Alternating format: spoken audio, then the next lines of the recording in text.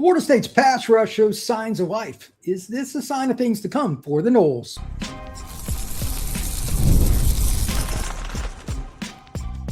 You are Locked On Seminoles, your daily podcast on the Florida State Seminoles. Part of the Locked On Podcast Network, your team every day.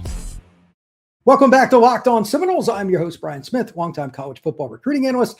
We're here for a special edition of Locked On Seminoles, going over scrimmage number 2, and apparently the last one. We'll get to that in a little bit. Why is it the last one? We'll talk about that. The defensive line applying pressure, and in particular, some injury concerns. I want to talk about all that just kind of mixed together. This is going to be a shortened version, about 10, 12 minutes.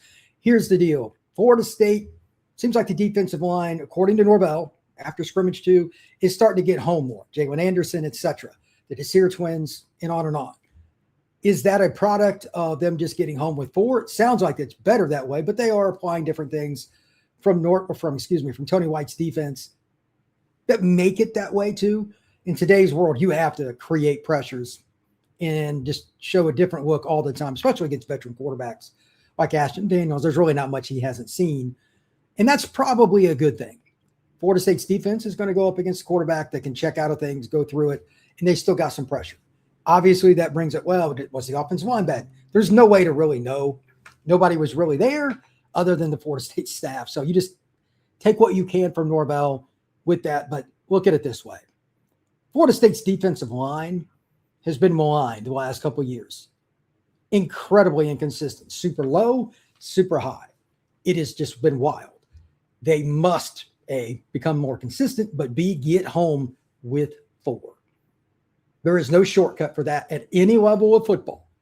If you constantly have to bring pressure to create that quarterback feeling anxious, throwing it up for grabs, you're eventually going to meet your match. Florida State needs more pressure. Jalen Anderson, etc., need to continue to do that during games. So I'm happy to hear it, but now I need to see it. And I'm sure Florida State fans feel the same. The other thing is the injury concern. And this, I'm going to admit before I even go into this, is going to be very, very nuanced. Without anybody being there, the only thing you can do, and I hate this, but it's true, is guess with what Norvell is saying, which is exactly what he wants. He doesn't want anybody to know anything. Welcome to coaches in college football.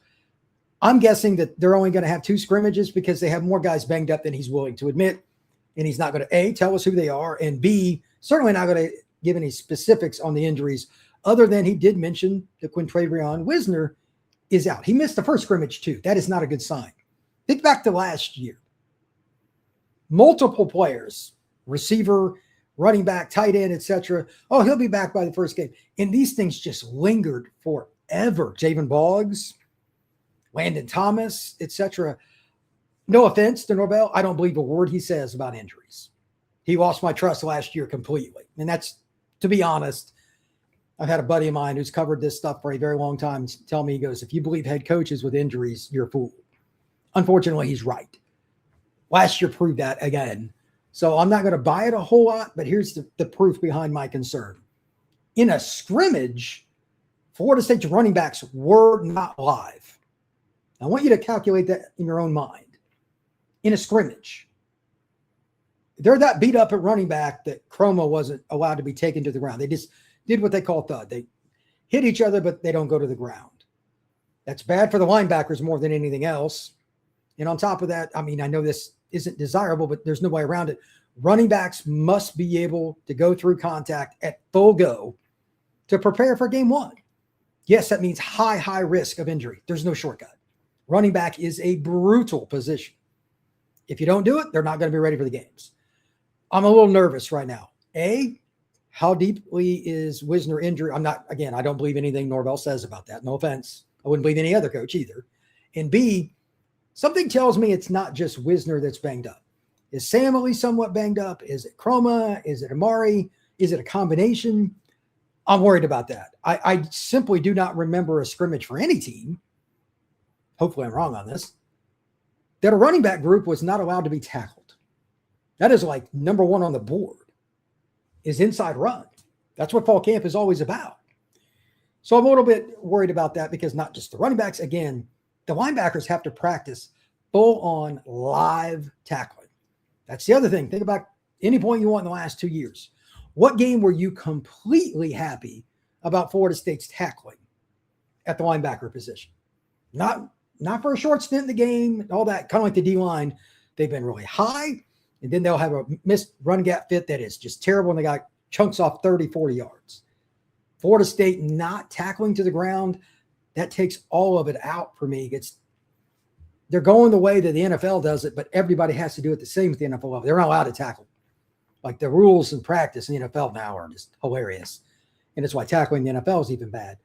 But in college, just to be honest, almost every other team is going to have not one, not two, but 3 full scrimmages. So that worries me. When we come back, I want to talk about this supposed, if you will, situation they're going to have to replace the next scrimmage right here on Locked on Seminoles. Today's show is brought to you by our friends over at Poncho. If you have not bought a Poncho shirt yet, or if you don't know much about it, I'm here to help you, because the shirt I have on is really fun. It not only looks good, it's really comfortable. And if you're like me and you live in your game day gear during football season, and quite honestly, throughout the year, check out Poncho's new game day collection. It can be Florida State. It could be another team. It's up to you. But you can do it whatever way you want. Plus, you get to rep whatever team you want in style and be comfortable. Not just some hot, bothersome cotton shirt, especially here in the Deep South. So, again, the best part about it, it's super lightweight. It's breathable. It's comfortable. That is fact. There's no way around it. And for me, I mean, I live in South Alabama. It's just not much different than Tallahassee. You go outside for 5 minutes in August, September, October, you're going to know it. This is the kind of shirt that you want to have. And if you get one between the 2nd of August and the 16th of August, you're also covered by Poncho's Natty Back Guarantee. Whatever team you get one for, it could be multiple. If that team wins a title, Poncho will give you a full refund on your purchase, plus you get to keep that shirt. So again, if it's not hot, I get it, but where we live, like Florida State fans, it's hot. The breathable material, it's a game changer. Most shirts that I have that are collared, just quite honestly, are not that comfortable. This is much better. Go to ponchooutdoors.com/locked-on. Enter email and get $10 off and get free shipping on your first order. That is PONCHO outdoors.com/locked-on. Go over there, check it out, put in your email, you get $10 off and free shipping. Check out Poncho Outdoors.